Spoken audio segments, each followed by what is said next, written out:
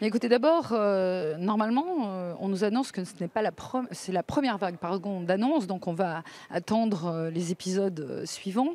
Nous allons bien sûr mettre en place un suivi de ces annonces, mais attendons pardon, des mesures plus concrètes. Là, on est plutôt sur des objectifs, des cadres très, très généraux, où par parfois, il a plu effectivement rentrer dans le détail. On l'a vu sur la formation, des imams. Donc, nous allons, suivre, ces annonces et puis continuer de façon très indépendante notre travail.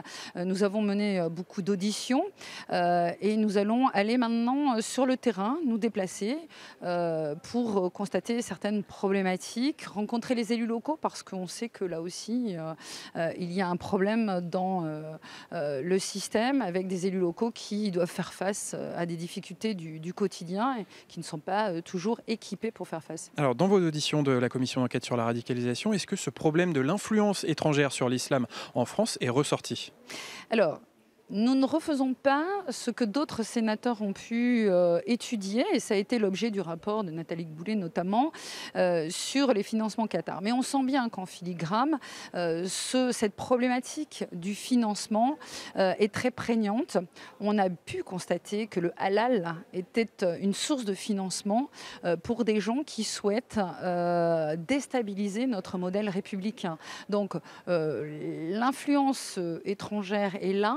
Et l'on voit maintenant que cette influence, elle est plutôt locale, c'est-à-dire que ce sont les financements internes qui peuvent être amenés à financer des actions de déstabilisation, c'est-à-dire que ce sont des musulmans français qui se sentent contraints par le regard que les autres ont sur eux d'acheter du halal. Donc quelque part, il n'y a plus besoin forcément d'avoir des financements étrangers. Alors, pour les mosquées, pour des gros financements de ce type-là, bien sûr, mais pour le quotidien, le financement du pèlerinage, le halal ou d'autres actions de la vie courante sont un financement interne trouvé par ces islamistes. Donc, ce que vous observez, c'est que finalement l'influence, elle vient eh bien, de l'intérieur de ces quartiers pour évoluer vers un séparatisme Oui, islamiste. je crois, et c'était l'annonce aussi d'Emmanuel Macron qui m'a peut-être un peu rassurée, ce côté-là.